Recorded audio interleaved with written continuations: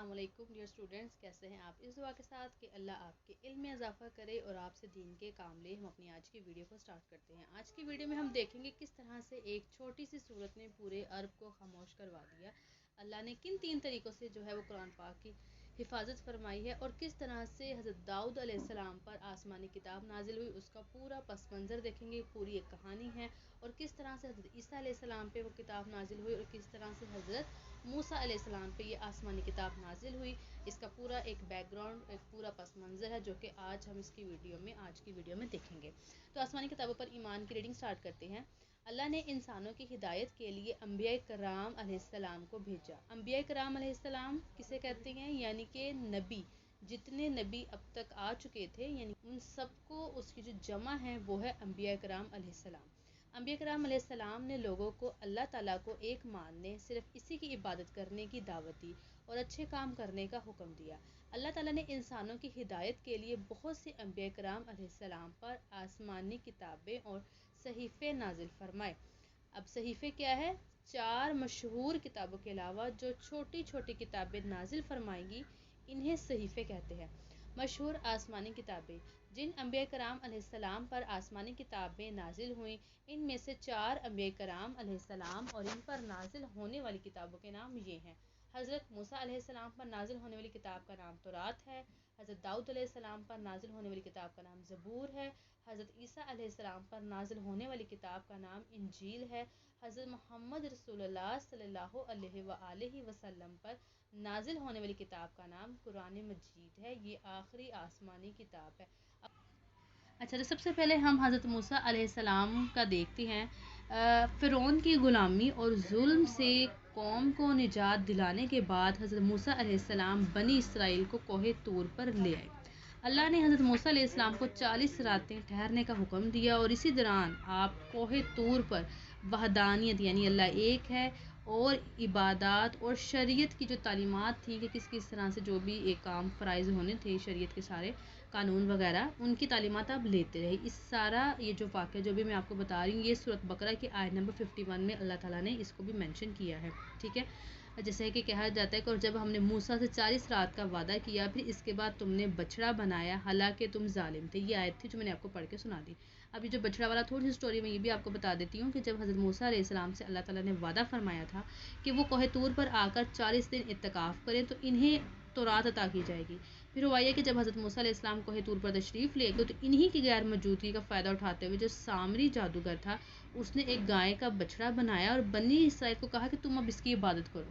اسی طرح وہ لوگ شرک میں مبتلا ہو گئے۔ جب حضرت موسیٰ علیہ السلام کو اطلاع ہوئی تو وہ فوراً واپس آئے اور بنی اسرائیل کو انہوں نے فوراً تلقین کی کہ تم توبہ کرو۔ اب توبہ کا ایک حصہ یہ تھا کہ بنی اسرائیل کے جو لوگ شرک میں ملوث نہیں ہوئے تھے وہ ملوث ہونے والوں کو قتل کرے۔ اسی طرح ایک بہت بڑی تعداد جو تھی وہ قتل کی گئی تھی، اور اسی طرح سے ان کی توبہ جو وہ قبول ہوئی۔ اب اللہ نے حضرت موسیٰ علیہ السلام کو 2 پتھر کی جو تختیاں تھی وہ لکھ کر عطا فرمائیں۔ یہ جو بات ہے آیت سورۃ اعراف کی 145 میں اللہ نے اس کو مینشن کیا ہے، ٹھیک ہے۔ جیسا کہ اور ہم نے اس کو تختیوں پر ہر قسم کی نصیحت اور ہر چیز کی تفصیل لکھی دی، سو انہیں مضبوطی سے پکڑ لیں اور اپنی قوم کو حکم کر کے اس کی بہتر باتوں پر عمل کرے۔ اچھا، یہاں سے ایک چیز چھوٹی سی میں آپ کو کلیئر کر دوں کہ جو یہ بھی میں نے بھی آپ کو پڑھ کے بتایا کہ اللہ نے 2 پتھر کی تختیاں لکھ کر دیں۔ اب ہمیں نہیں پتا کہ اللہ پاک نے یہ خود لکھی، فرشتوں سے لکھوائی، اللہ عالم، اللہ بہتر جانتا ہے، ٹھیک ہے۔ تو اس طرح سے سورت جو ہے وہ سورت نہیں، اسی طرح سے جو یہ کتاب ہے آسمانی کتاب، یہ حضرت موسیٰ علیہ السلام پر نازل ہوئی۔ اس کا یہ پورا پس منظر تھا۔ اب اس کی جو بنیادی تعلیمات تھیں وہ یہی تھی، توحید ہے یعنی کہ اللہ عبادت کرنی ہے، اللہ صرف ایک ہے۔ اس میں 10 احکام تھے، جیسے اللہ کی بندگی، والدین کی عزت، قتل، زنا، چوری، جھوٹ، اور اخلاقیات کے بارے میں تھا کہ انصاف، رحم، سچائی، یتیم مسکین کی مدد کی تلقین۔ تو یہ تھا حضرت موسیٰ علیہ السلام کا، ٹھیک ہے جی۔ اب حضرت داؤد علیہ السلام پر جو زبور ہے وہ کس طرح سے نازل ہوئی، اب میں یہاں سے تھوڑا سا آپ کو بیک گراؤنڈ بتا دوں کہ حضرت داؤد علیہ السلام وہ یہودا کے قبیلے سے تھے اور حضرت یعقوب علیہ السلام کی اولاد میں سے تھے، یعنی کہ حضرت یعقوب علیہ السلام کے جو بیٹے یہودا تھے ان کے بیٹے حضرت داؤد علیہ السلام تھے۔ یہ ایک غریب چرواہے تھے، لیکن اللہ نے انہیں بہت سی خوبیاں عطا کی تھی، خوبصورت آواز، پہلوانی، جسم، بہادری، علم و حکمت، اللہ کی عبادت میں مصروف رہنا۔ ان کا زمانہ جو تھا وہ بنی اسرائیل میں ایک ظالم بادشاہ جو جالوت تھا اس کے غلبے میں تھا، لیکن در حقیقت بنی اسرائیل کا بادشاہ جو تھا وہ طالوت تھا، لیکن جالوت نے کیا کیا ہوا تھا، غلبہ اس کے اوپر تھا اس کا، ٹھیک ہے، ایک طرح سے ہم کہہ سکتے ہیں کہ قبضہ کیا ہوا تھا۔ اب ہوا یہ کہ طالوت کی جو فوج تھی وہ جالوت کی فوج کے مقابلے بہت چھوٹی اور کمزور تھی، لیکن جو جالوت تھا وہ ایک اتنا طاقتور تھا جسے شکست دینا ناممکن تھا۔ اللہ نے طالوت کی فوج کا امتحان لیا۔ اگین طالوت ایک اچھا انسان تھا جو کہ بنی اسرائیل کا بادشاہ تھا، تو طالوت کی فوج کا امتحان لیا گیا۔ ایک دریا جسے کہ دریائے اردن کہا جاتا ہے، اس کے کنارے پہنچ کر جب فوج کو پیاس لگی تو طالوت نے حکم دیا کہ صرف ایک چلو پانی پیو، لیکن اکثر فوج نے زیادہ پانی پی لیا اور امتحان میں ناکام ہو گئے۔ صرف چند وفادار رہے جن میں حضرت داؤد علیہ السلام بھی تھے۔ اس واقعے کا جو میں نے بھی آپ کو پڑھ کے سنا ہے سورۃ بقرہ کی آیت نمبر 249 میں کلیئرلی مینشن ہے۔ اچھا، یہ جو فوج والا میں نے آپ کو بتایا پانی پینے کا، وہ بیسیکلی اسی لیے اللہ نے رکھا تھا، یہ چیک کرنے کے لیے کون ہے جو اپنی خواہشات پہ قابو پاتا ہے اور کون ہے جو اپنے امیر جو یعنی کہ طالوت ہے اس کی فرمانبرداری کرتا ہے، تاکہ یہ پتہ کیا جا سکے کہ جنگ میں کون زیادہ جو ہے وہ مضبوط ثابت ہوگا۔ اب یہاں سے دیکھیں ہوا کیا کہ جب ان کے پاس پہنچے تو جالوت نے مطالبہ کیا کہ کوئی ایک جو ہے وہاں سے آئے گا اور میرے ساتھ جو ہے وہ مقابلہ کرے گا، تو کسی میں بھی ہمت نہ ہوئی اس کا مقابلہ کرنے کے لیے۔ تو پھر جو نوجوان حضرت داؤد علیہ السلام تھے جو کہ طالوت کے لشکر میں تھے، انہوں نے جالوت کے مقابلے کے لیے پیش قدمی کی۔ ان کے پاس جو بطور ہتھیار صرف ایک غلیل تھی اور ایک پتھر تھا۔ حضرت داؤد نے پورے توکل کے ساتھ اللہ کا نام لے کر غلیل سے ایک پتھر جالوت کی پیشانی پر مارا۔ پتھر اس کی پیشانی میں جو ہے وہ ایک دم پیوست ہو گیا اور وہ زمین پر گر کے مر گیا۔ اب اگین یہ جو میں نے یہ بھی آپ کو واقعہ تھوڑا سی بتائی ہے لائن، یہ بھی اللہ تعالیٰ نے سورۃ بقرہ کی آیت نمبر 251 میں اس کو مینشن کیا ہے۔ موت ذاتی فتح سے جالوت کی فوج جو ہے وہ بدحواس ہو گئی اور طالوت کی فوج نے اسے شکست دے دی۔ یہی وہ موقع تھا جب اللہ نے حضرت داؤد علیہ السلام کو نبوت اور بادشاہت دونوں عطا فرمائی۔ حضرت داؤد علیہ السلام پھر بنی اسرائیل کے عظیم بادشاہ بنے تھے طالوت کے بعد۔ حضرت انہی کی سلطنت جو تھی مضبوط اور وسیع ہوئی، تو پھر انہوں نے بیت المقدس یعنی کہ جو یروشلم اس کو فتح کیا اور اس کو دارالحکومت بنایا۔ پھر اللہ نے انہیں زبور نامی جو ہے نا الہامی کتاب پھر عطا ہوئی تھی حضرت داؤد علیہ السلام کو۔ ان کے پہلے انہیں نبوت ملی جب انہوں نے جالوت کو مارا، پھر انہیں جو ہے حکومت ملی، نبوت ملی، بادشاہت ملی، پھر بعد میں ان کو جو ہے یہ کتاب ملی، جیسے کہ اس کا ذکر اللہ تعالیٰ سورۃ نساء کی آیت 163 میں مینشن کرتے ہیں، اور ہم نے داؤد کو زبور عطا کی۔ اب اس میں زبور کی جو بنیادی تعلیمات ہیں وہ کیا تھیں؟ زبور کی تعلیمات کا جو مرکز تھا نا مین، وہ اللہ کی بے پناہ حمد و ثنا، اسی پر توکل کرنا، انصاف، توبہ استغفار، اخلاقی پاکیزگی، یہ دل سے جوڑنے اور صالح زندگی گزارنے کی طرف جو ہے وہ رہنمائی کرتی تھی۔ اچھا، اب آتے ہیں حضرت عیسیٰ علیہ السلام پہ نازل ہونے کی کتاب کی جانب جو کہ انجیل۔ دیکھیں انجیل جو تھی اس میں صرف مینلی جو تھا مینشن اس کی جو تعلیمات تھی وہ یہی تھی کہ صرف اللہ کی عبادت کرنا، ٹھیک ہے، ایک اللہ کی عبادت کرنا یہ تھا۔ اس میں نیکی اور تقویٰ کی تعلیم تھی، یعنی کہ رحم، انصاف، پاکیزگی، اللہ پہ توکل، ٹھیک ہے، اور پچھلی کتابوں کی تصدیق بھی اس میں تھی، یعنی کہ تورات کے جو یعنی کہ احکامات تھے ان کو برقرار رکھنا، اور اس میں حضرت محمد صلی اللہ علیہ وسلم کی آمد کی خوشخبری بھی دی گئی تھی۔ تو یہ تھے انجیل میں۔ اب آتے ہم اس کی جانب کہ جو میں نے تھوڑے سے مینشن کیا تھا کہ اللہ نے قرآن مجید کی حفاظت کن 3 طریقوں سے کی، تو وہ ہم اسی میں کو ڈسکس کرتے ہیں۔ اب جو 3 طریقے ہیں، دیکھیں پہلا طریقہ جو تھا نا اس کو اللہ پاک نے کس طرح سے اس کی حفاظت فرمائی، وہ ہے زبانی۔ قرآن پاک واحد آسمانی کتاب ہے جسے لاکھوں لوگ لفظ با لفظ حفظ کرتے ہیں، ٹھیک ہے۔ حفاظت کا پہلا طریقہ یہی تھا کہ صحابہ کرام نے نازل ہوتے ہی اس کی آیات کو حفظ کیا۔ دوسرا طریقہ تھا تحریری ریٹن۔ حضرت محمد رسول اللہ صلی اللہ علیہ وسلم کے زمانے میں ہی صحابہ قرآن کی آیات کو ہڈیوں، کھجور کے پتوں، پتھر اور چمڑے پہ لکھتے تھے۔ بعد میں حضرت ابوبکر صدیق اور حضرت عثمان کے دور میں باقاعدہ طور پہ قرآن کا مکمل کتابی شکل میں جو ہے وہ یکجا کیا گیا۔ اچھا، اس کی پوری ایک جو یہی والا تھا کہ قرآن پاک کو کس طرح سے کتاب کی شکل دی گئی، اور یہ حضرت محمد کے ٹائم پہ یعنی کہ ان کی موجودگی میں نہیں قرآن کو کمپائل کیا گیا۔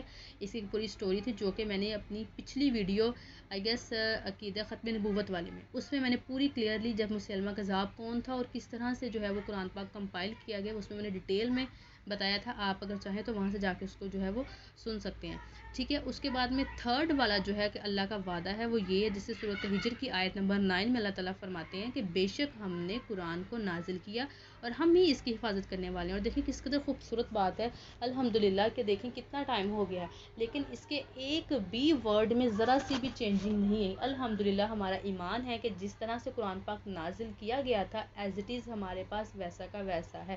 جبکہ یہ تورات، زبور، انجیل ان میں with the passage of time changing ہوتی رہی ہیں۔ تو جی آسمانی صحیفے، 4 مشہور کتابوں کے علاوہ جو چھوٹی چھوٹی کتابیں نازل فرمائیں گی انہیں صحیفے کہتے ہیں۔ اللہ نے انبیاء کرام علیہ السلام پر صحیفے بھی نازل فرمائے۔ قرآن مجید میں حضرت ابراہیم علیہ السلام اور حضرت موسیٰ علیہ السلام پر نازل ہونے والی صحیفوں کا خاص طور پر ذکر آیا ہے۔ ارشاد باری تعالیٰ ہے، یقیناً یہ تعلیم پہلے صحیفوں میں بھی ہے، یعنی ابراہیم علیہ السلام اور موسیٰ علیہ السلام کے صحیفوں میں۔ اسی طرح حضرت شیش علیہ السلام اور حضرت ادریس علیہ السلام پر بھی آسمانی صحیفے نازل کیے جانے کا ذکر ملتا ہے۔ قرآن مجید اللہ تعالیٰ کی آخری کتاب۔ قرآن مجید اللہ کی نازل کردہ وہ آخری کتاب ہے۔ قرآن مجید کے نازل ہونے کے بعد پچھلی تمام آسمانی کتابیں اور ان کے احکام منسوخ ہو گئے یعنی ختم ہو گئے، ٹھیک ہے۔ اس کتاب کو اللہ نے قیامت تک آنے والے انسانوں کے لیے نازل فرمایا ہے۔ قرآن مجید کی حفاظت کا ذمہ خود اللہ تعالیٰ نے لیا ہے۔ اللہ کا ارشاد ہے سورۃ ہجر آیت 9، جو کہ میں نے پہلے بھی مینشن کی ہے، کہ بے شک ہم ہی نے اس ذکر قرآن کو نازل فرمایا ہے اور بے شک ہم ہی ضرور اس کی حفاظت فرمانے والے ہیں۔ قرآن مجید عربی زبان میں ہے۔ قرآن مجید کے 30 پارے، 114 سورتیں اور 6236 آیتیں ہیں۔ الحمدللہ حضرت محمد رسول اللہ صلی اللہ علیہ وآلہ وسلم کی مدینہ منورہ کی طرف ہجرت سے پہلے نازل ہونے والی صورتوں کو مکی صورتیں اور ہجرت کے بعد نازل ہونے والی صورتوں کو مدنی صورتیں کہا جاتا ہے۔ مکی صورتوں میں عقیدہ توحید، عقیدہ رسالت، فکر آخرت اور صبر کی تلقین ہے، جبکہ مدنی صورتوں میں بے شمار احکام ملتے ہیں۔ سب سے پہلے نازل ہونے والی سورۃ العلق کا حصہ ہے، یہ 5 آیات ہیں۔ تلاوت کے اعتبار سے قرآن مجید کی پہلی سورت فاتحہ اور آخری سورت ناس ہے۔ قرآن مجید کی سب سے بڑی سورت بقرہ اور سب سے چھوٹی سورت کوثر ہے۔ قرآن مجید کی سب سے زیادہ فضیلت والی سورت فاتحہ اور سب سے زیادہ فضیلت والی آیت الکرسی ہے۔ قرآن مجید کی زینت سورہ رحمان کو کہا جاتا ہے اور قرآن مجید کا دل سورہ یاسین کو کہا جاتا ہے۔ اچھا، اب اس میں دیکھیں یہ سورت کوثر تھی جس نے پورے عرب کو خاموش کروا دیا۔ اب اس نے کس طرح سے خاموش کروایا؟ کیا کبھی آپ نے سوچا کہ ایک چھوٹی سی جو سورت ہے وہ عرب کے بڑے بڑے سرداروں کو کیسے خاموش اس نے کروایا ہوگا؟ جب حضرت محمد رسول اللہ صلی اللہ علیہ وسلم کے بیٹے حضرت قاسم اور عبداللہ کا انتقال ہوا، جب وہ اس دنیا سے چلے گئے تو قریش کے دشمنوں نے تانا دینا شروع کر دیا کہ آپ محمد کی نسل جو ہے وہ ختم ہو گئی ہے، نعوذ باللہ انہیں ابتر یعنی کہ جس کی نسل نہ چلے یہ کہا جانے لگا۔ میں تھوڑا سا آپ کو یہاں سے بتا دوں کہ جو عرب کے لوگ تھے وہ بیٹوں کو بہت پراؤڈلی لیتے تھے، یعنی کہ جس کے بیٹے ہوتے تھے اسے بڑا فخر ہوتا تھا کہ میرا نام آگے چلے گا، میری نسل آگے چلے گی، میرا نام آگے تک جو ہے وہ قائم دائم رہے گا۔ اب حضرت محمد کے جب بیٹے جب وہ اس دنیا سے چلے گئے تو انہوں نے اس چیز کا مذاق اڑانا شروع کر دیا کہ اب آپ کے تو بیٹے نہیں ہیں اور اب آپ کے تو جو ہے وہ نسل نہیں چلے گی۔ اس ٹائم پہ اللہ تعالیٰ نے سورت کوثر کو نازل کیا، یعنی کہ یہ جب آپ نے کسی کو اگر بتانا ہو کہ اس کا بیک گراؤنڈ کیا ہے، کیسے نازل ہوئی، تو سورت کوثر جو ہے وہ یہ اس کا بیک گراؤنڈ تھا، اس وجہ سے نازل ہوئی۔ اور اللہ نے اس خوبصورتی سے آپ صلی اللہ علیہ وسلم کی جو ہے وہ دلجوئی کی، ان کو اس ٹائم پہ صبر کی کس طرح سے تلقین کی۔ جیسے سورت کی پہلی آیت ہے کہ بے شک ہم نے آپ کو کوثر عطا کی، یعنی کہ بے شمار آپ کو عظمت، مقام اور نسل روحانی ہم نے آپ کو عطا کیا۔ پھر دوسری جب آیت آتی ہے اس کی کہ آپ اپنے رب کے لیے نماز پڑھیں اور قربانی کریں، یعنی شکر ادا کریں اس عظیم عطا پر جو کہ ہم نے آپ کو سورت کوثر دی ہے۔ اب جس کی 3rd آیت ہے وہ بہت انٹرسٹنگ ہے، یعنی اس کا ترجمہ ہے یقیناً آپ کا دشمن ہی بے نسل ہے۔ دیکھیں آپ لاسٹ آیت کو دیکھیں، انا شانیہ کا خول ابتر، لاسٹ پہ ابتر کا ورڈ ہے، اور میں نے آپ کو کیا کہا تھا کہ عرب جو ہے وہ آپ صلی اللہ علیہ وسلم کے لیے ابتر کا ورڈ یوز کرتے تھے۔ ابتر یعنی کس کے لیے؟ جس کی نسل نہ ہو۔ تو اللہ نے کیا اس آیت میں مینشن کیا؟ یقیناً آپ کا دشمن ہی بے نسل ہے۔ کس طرح سے دیکھیں خوبصورتی سے اللہ پاک نے اس پورے عرب کے لوگوں کا منہ بند کروایا کہ دیکھیں اللہ نے نبی کے دشمنوں کو واضح الفاظ میں بتایا کہ اصل میں تم ابتر ہو، تمہاری نسل ختم ہوگی، تمہارا نام ختم ہوگا، جبکہ نبی کا نام، دین، امت قیامت تک باقی رہے گا۔ آج پوری دنیا میں الحمدللہ اذان میں، نماز میں، ہر جگہ محمد رسول اللہ صلی اللہ علیہ وآلہ وسلم کا ذکر ہوتا ہے۔ یہ ہے کوثر کی برکت، یہ تھی کوثر اور یہ تھی سورت کوثر جس نے پورے عرب کو خاموش کروایا۔ قرآن مجید کی خصوصیات اور اعجازی شان۔ ایک مسلمان کے لیے تمام آسمانی کتابوں کو ماننا ضروری ہے، لیکن تمام آسمانی کتابوں میں سے قیامت تک کے لیے قرآن مجید ہی ایک مکمل ضابطہ حیات ہے۔ دیکھیے جب ہم یہ کہتے ہیں کہ قرآن ایک مکمل ضابطۂ حیات ہے تو اس کا مطلب یہ ہوتا ہے کہ قرآن صرف عبادت کی کتاب نہیں ہے بلکہ زندگی کے ہر شعبے کے لیے مکمل یہ ہمیں رہنمائی فراہم کرتی ہے، یعنی کہ ہمارے عقیدے، ہماری عبادات، ہم نے اخلاقیات، زندگی کے معاملات، معاشرے کے معاملات، قانون، عدل، رہنمائی ہر دور کے لیے ہمیں یہ ہر چیز سے آگاہ کرتی ہے۔ تو اس لیے دیکھیں قرآن کیا ہمیں بتاتے ہیں کہ ہم نے کیا کھانا ہے، کیسے بولنا ہے، کس سے دوستی رکھنی ہے، دشمنی کب کرنی ہے، کیسے کرنی ہے، جنگ کا طریقہ، امن کا طریقہ، ہر چیز کی رہنمائی اس میں موجود ہے۔ تو اس طرح سے یہ ایک مکمل ضابطۂ حیات ہے۔ قرآن مجید تمام جہانوں کے لیے ہدایت کا پیغام ہے۔ انسان کی کامیابی اسی میں ہے کہ وہ حضرت محمد رسول اللہ صلی اللہ علیہ وآلہ وسلم سے پہلے نازل ہونے والی کتابوں پر بھی ایمان لائے اور حضرت محمد پر نازل ہونے والی کتاب یعنی قرآن مجید پر بھی ایمان لائے۔ اللہ تعالیٰ نے ارشاد فرمایا ہے، اور جو لوگ اس پر ایمان رکھتے ہیں جو آپ صلی اللہ علیہ وآلہ وسلم کی طرف نازل فرمایا گیا اور اس پر بھی جو آپ صلی اللہ علیہ وآلہ وسلم سے پہلے نازل فرمایا گیا۔ اللہ کی عطا کردہ معجزات میں سے قرآن مجید نبی کریم صلی اللہ علیہ وآلہ وسلم کا سب سے بڑا معجزہ ہے۔ اب اس لائن کا کیا مطلب ہوا، دیکھیں اللہ کی عطا کردہ جتنے معجزات ہیں قرآن مجید نبی کریم صلی اللہ علیہ وسلم کا سب سے بڑا معجزہ ہے۔ اللہ نے حضرت محمد صلی اللہ علیہ وسلم کو کئی معجزے عطا فرمائے، جیسے کہ چاند کا ٹکڑے 2 ٹکڑوں میں ہو جانا، پانی کی کمی جو تھی اس میں برکت آ جانا، لیکن قرآن مجید جو ہے وہ سب سے بڑا معجزہ ہے کیونکہ قیامت تک باقی رہے گا۔ اس کی ہر آیت ایک زندہ جاوید معجزہ اور حیران کر دینے والی ہے۔ قرآن مجید کا اسلوب، بیان کرنے کا انداز، بات کرنے یا لکھنے کا طریقہ، یعنی کہ قرآن جس انداز میں بات کرتا ہے وہ سننے والے کو کیا کرتا ہے، فوراً متاثر کرتا ہے، یہ ہے اس کا اسلوب۔ اس کی فصاحت کیا ہے، یعنی کہ بات کو صاف سلیقے سے اور بغیر کسی رکاوٹ کے بیان کرنا۔ قرآن کی فصاحت کا مطلب بھی یہ ہے کہ اس میں ہر بات نہایت واضح اور سادہ اور دل کو لگنے والی ہے، ٹھیک ہے۔ اس کے بعد میں اس کی آتی ہے بلاغت۔ بلاغت کا مطلب ہے کم الفاظ میں گہرا اور پر اثر پیغام دینا ہے۔ قرآن کی دیکھیں بلاغت ایسی ہے کہ ایک آیت میں پوری زندگی کا درس ہوتا ہے، تو یہ ہے اس کی بلاغت۔ ادبی کمال۔ ادبی کمال کا مطلب ہے کہ زبان اور بیان میں ایسا حسن اور کمال کہ جو پڑھنے اور سننے والے کو حیران کر دے۔ قرآن کا دیکھیں ادبی کمال اس کی روانی الفاظ سے ظاہر ہوتا ہے، اتنا بلند ہے کہ نہ کوئی اس کا مقابلہ کر سکا، نہ کر سکتا ہے اور نہ کر سکے گا۔ قرآن مجید نے مستقبل کی جو پیشن گوئیاں کی ہیں وہ حرف بحرف پوری ہوئی ہیں۔ اس کی تاثیر ایسی ہے کہ سننے والے اثر لیے بغیر نہیں رہ سکتے، ٹھیک ہے۔ جو شخص قرآن مجید پر عمل کرے تو گویا اس نے تمام آسمانی کتابوں پر عمل کر لیا۔ اس لیے ہمیں چاہیے کہ قرآن مجید کی تلاوت کریں اور اس سے سمجھنے کی کوشش کریں، اس پر عمل کریں اور اس کے پیغام کو دوسروں تک پہنچائیں۔ اچھا جی نیکسٹ اب ہم اس کی جو ہے وہ ایکسرسائز کو دیکھ لیں۔ اللہ تعالیٰ کی آخری کتاب ہے، تو اللہ کی آخری کتاب کیا ہے، قرآن مجید۔ قرآن مجید کی سب سے زیادہ فضیلت والی سورت ہے، سب سے زیادہ جو فضیلت والی سورت ہے وہ ہے سورت فاتحہ۔ قرآن مجید کی سب سے چھوٹی سورت کون سی ہے، سورت کوثر۔ قرآن مجید کی سب سے بڑی سورت کون سی ہے، یہ ہے سورت بقرہ۔ اور قرآن مجید کی سب سے فضیلت والی آیت کون سی ہے، آیت الکرسی۔ نیکسٹ ہمارے پاس کوشچن ہے کہ اللہ تعالیٰ نے انبیاء کرام علیہ السلام کو کیوں بھیجا۔ یہ پورا آئے گا کہ اللہ نے انسانوں کی ہدایت کے لیے انبیاء کرام علیہ السلام کو بھیجا، ٹھیک ہے۔ یہ پورا یہاں سے یہ والی پوری لائن اور یہ والی پوری لائن، ٹھیک ہے جی، اور اس کے ساتھ یہ بھی، تو یہ پورا آنسر جو ہے آپ کا یہ اتنا اس کا آنسر بنے گا۔ قرآن مجید کی حفاظت کے بارے میں ایک آیت کا ترجمہ لکھیں، تو یہ جو ہم نے سورۃ ہجر کی آیت نمبر 9 دیکھی تھی، ٹھیک ہے، یہی اس کا آنسر ہے یہ والا، کہ بے شک ہم نے قرآن کو نازل فرمایا اور بے شک ہمیں اس کی ضرور حفاظت کرنے والے ہیں، تو یہ پوری لائن اس کا آنسر آئے گا۔ آسمانی صحیفوں سے کیا مراد ہے، تو یہ جو ہم نے فرسٹ پیج پہ پڑھاتے ہیں یہ والا، کہ 4 مشہور کتابوں کے علاوہ جو چھوٹی چھوٹی کتابیں نازل فرمائیں گی انہیں صحیفے کہتے ہیں، ٹھیک ہے۔ 4 مشہور آسمانی کتابوں کے نام، تو یہ جو سٹارٹنگ میں ہم نے حضرت داؤد پہ جو نازل ہوئی اور وہ سارا آنسر چاروں کتابوں کا اس میں آ جائے گا۔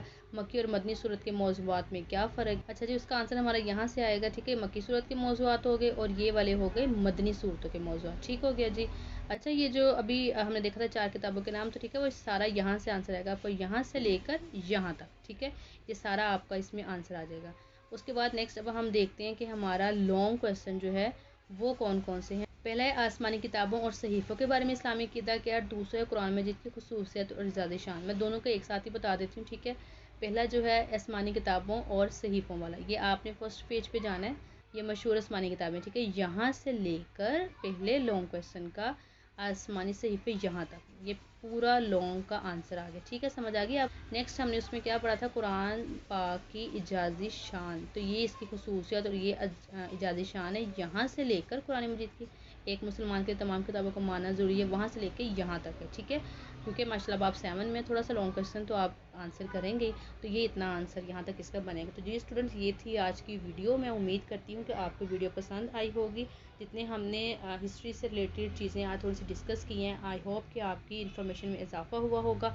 तो आपने मुझे लाजमी बताना है कि इनमें से कौन कौन सी चीज़ें हैं जो आपको पहले से पता थी और कौन सी चीज़ें जो हैं वो आपकी इन्फॉर्मेशन में इजाफा हुआ है।